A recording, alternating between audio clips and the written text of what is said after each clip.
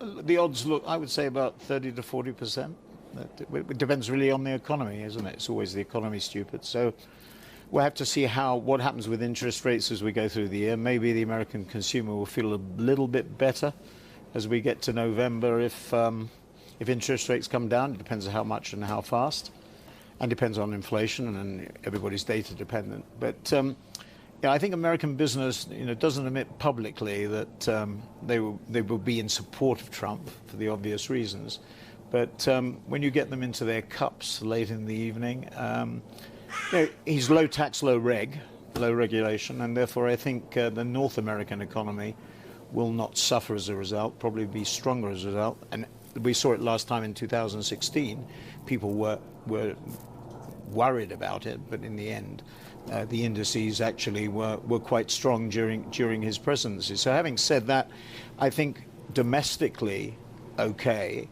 Internationally, it causes all sorts of issues. Every morning we'll be waking up to X's rather than tweets from the newly elected president if it happens. But there's still a long way to go. Obviously, and I was going to bring that point up with you. We don't even know if he's going to be the Republican candidate at this point. It looks like it is. If he is, and we do see this election cycle where it's a Biden versus Trump contest, what does that mean for the ad dollar stateside? Will it rescue the fairly weak advertising market? Well, this year, with all due respect, journalists talk about weak advertising markets. It's a bifurcated market. Linear TV is having a very tough time. Ad revenues last year were, if you had live sports to keep you going, like Fox and Disney, probably down about 5% in terms of ad revenues. If you didn't, you could be as bad as Discovery, down about 14%, I think it was in Q3.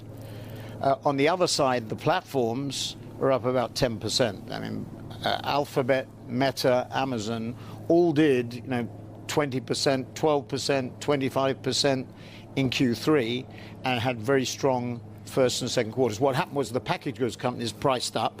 Their ad sales ratios are pretty much fixed, and therefore they delivered more money. And where did it go? It went into the platforms because much more short-term, activation, performance, measurement probably superior. And that's what's going to happen this year too. I mean, linear TV is going to be under pressure. It sort of reminds me of the years in the UK ad market and with print. You may remember there were 2 years when print actually went down about 25% a year for 2 years.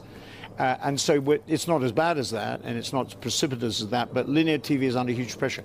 After all, Bob Iger did announce, on your channel at Sun Valley that, he was thinking about doing something with ABC, either sale or partnership. That hasn't happened as yet. And of course, the linear TV market is in what I would call a consolidation phase. The problem there is as they consolidate, when you actually do the numbers, Moffett Nathanson, for example, does some excellent circulars on that. Net revenue and EBITDA actually increase from linear TV, which is not the direction in which you want to go. You want to increase your digital exposure through streaming and everything else. Martin,